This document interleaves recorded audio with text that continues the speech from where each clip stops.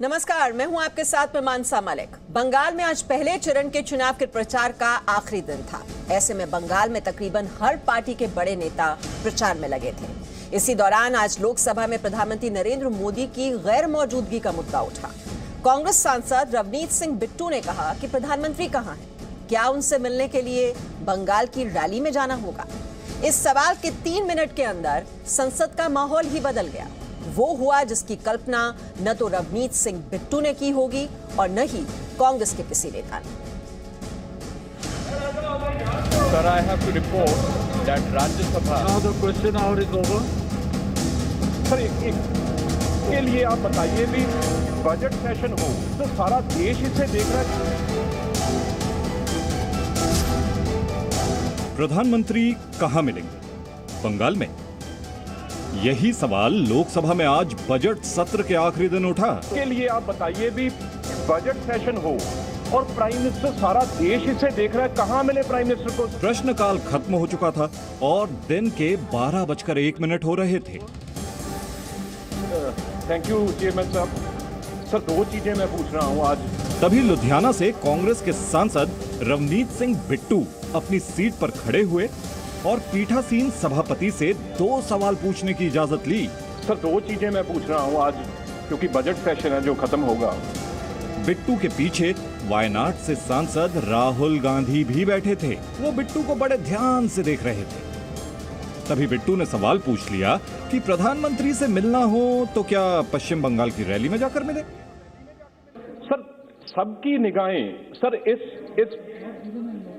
Sir एक minute sir इसके लिए आप बताइए भी बजट सेशन हो और प्राइम मिनिस्टर सारा देश इसे देख रहा है, कहां मिले प्राइम मिनिस्टर को? सर वेस्ट बंगाल रैली में जाके मिले।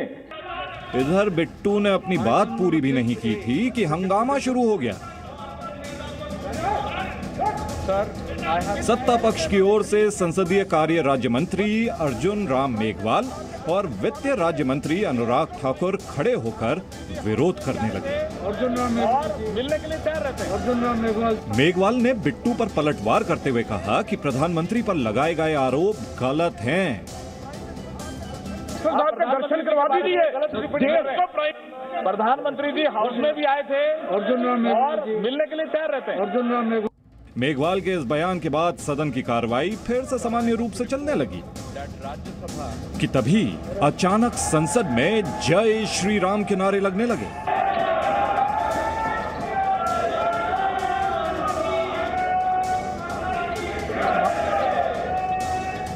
और इन नारों के बीच प्रधानमंत्री नरेंद्र मोदी मास्क लगाए सदन में अपनी सीट की ओर बढ़ते दिखे। प्रधानमंत्री ने सामने की ओर हाथ जोड़कर नमस्ते किया और अपनी सीट पर बैठ गए। तब समय हो रहा था 12:04। रवनीत सिंह बिट्टू के सवाल उठाने और प्रधानमंत्री के सदन में पहुंचने में सिर्फ 180 सेकंड का फासला था। यानी कांग्रेस जिस मुद्दे को संसद में हंगामे का आधार बनाने की कोशिश कर रही थी, उस कोशिश को प्रधानमंत्री नरेंद्र मोदी ने सिर्फ 180 सेकंड में नाकाम कर दिया।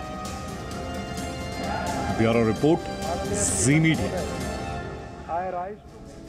तो संसद में प्रधानमंत्री मोदी की तलाश हो रही थी और वो अपनी सीट पर भी पहुंच गए। और वहीं बंगाल में आज प्रचार का गुरुवार था। पहले चरण में जिन 30 सीटों पर वोट डाले जाने हैं, वहां नेताओं ने एक दूसरे पर खूब हमले किए, लेकिन सबसे बड़ा हमला योगी आदित्यनाथ की ओर से था।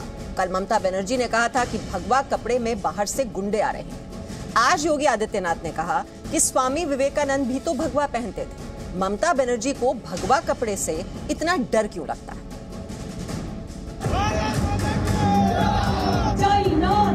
आभार व्यक्त करने के लिए आना चाहूंगा।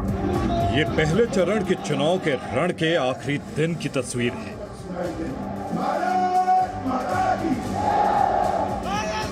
शाह, योगी, ममता, राजनाथ और मिथुन चक्रवर्ती बंगाल के 5 जिलों में जहां 27 मार्च को वोट डाले जाएंगे, वहां इन नेताओं ने आज एक दूसरे पर जमकर हमला बोला।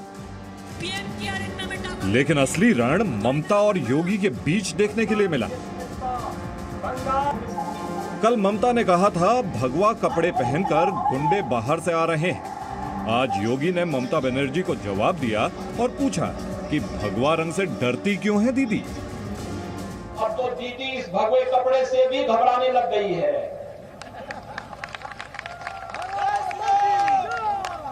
ममता दीदी को मालूम होना चाहिए ये भगवा भारतीय संस्कृति का प्रतीक है।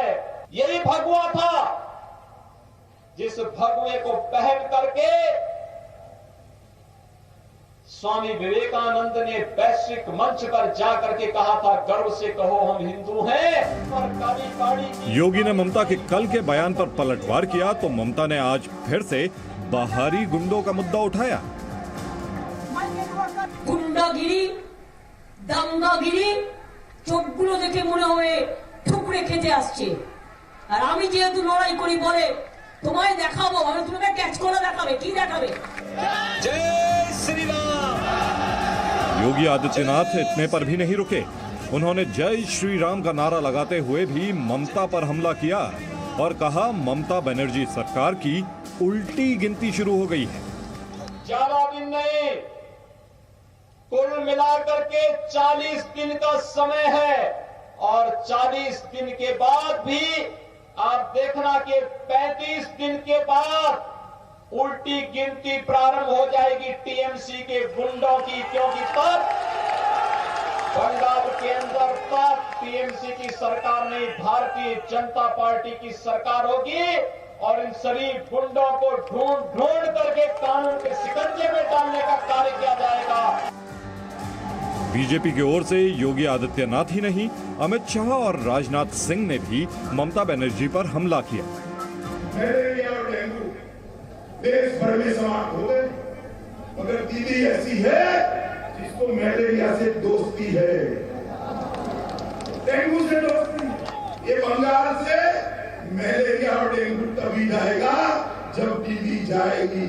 भाषण में भी वह कहती हैं इसको मार भगाओ, उसको बर्तन से पीट पीट कर भगाओ, यह दुशासन है, यह दुर्योधन है।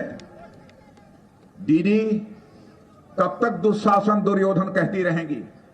कब तक पीट पीट कर लोगों को भगाती रहेंगी?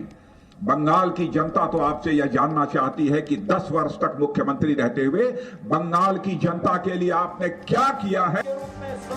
बीजेपी की ओर से आज ममता बनर्जी पर खूब हमले हुए, लेकिन ममता अपने वोटरों को ये समझाने में लगी रही कि बाहर से आई पुलिस के सामने डरना नहीं है।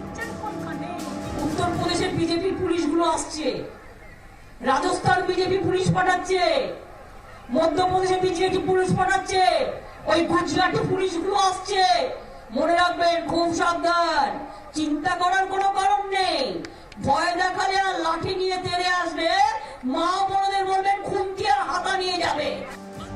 ममता ने आज बीजेपी को नया नाम दिया तो साथ ही साथ गांधी का हत्यारा भी कहा।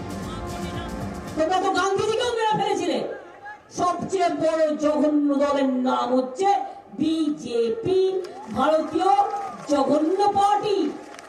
बंगाल चुनाव के पहले चरण के रण के लिए बीजेपी ने अपने तमाम धुरंधर नेताओं को जमीन पर उतार दिया, तो चोट के बावजूद ममता बनर्जी ने बीजेपी के नेताओं पर जमकर हमला किया। आज शाम 5 बजे चुनाव प्रचार खत्म हो गया। अब जनता ये तय करेगी कि किसके पक्ष में मतदान करना है, उन्हें दीदी चाहिए या बीजेपी। रवि त्रिपाठी, जी मीडिया, बंगाल।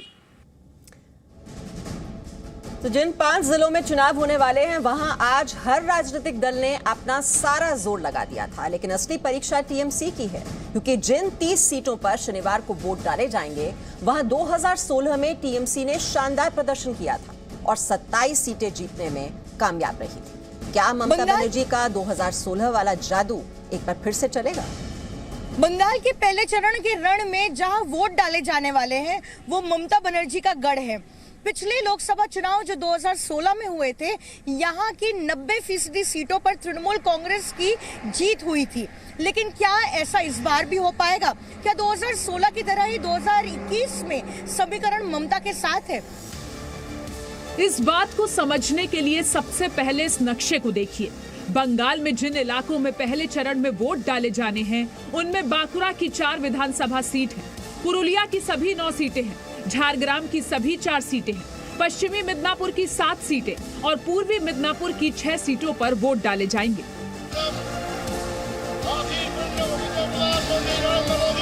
अब जब 2016 की बात करें तो जिन 30 सीटों पर चुनाव है वहां ममता बनर्जी का पलड़ा भारी था।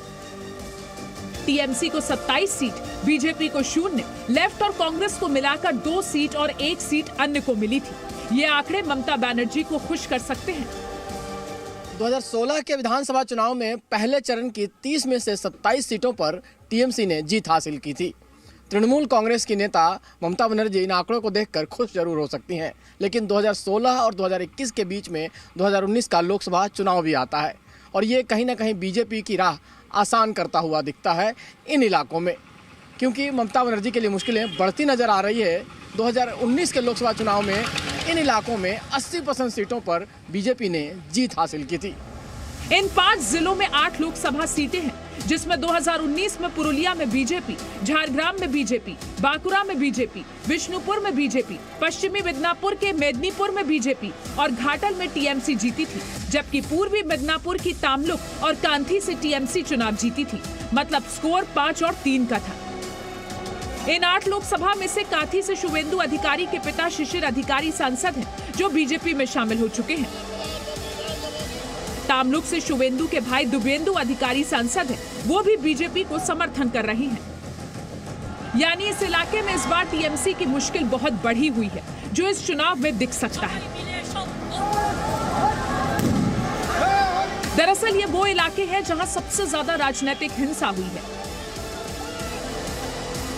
टीएमसी से बीजेपी में शामिल हुए शुवेंदु अधिकारी का इन इलाकों में अच्छा खासा असर है।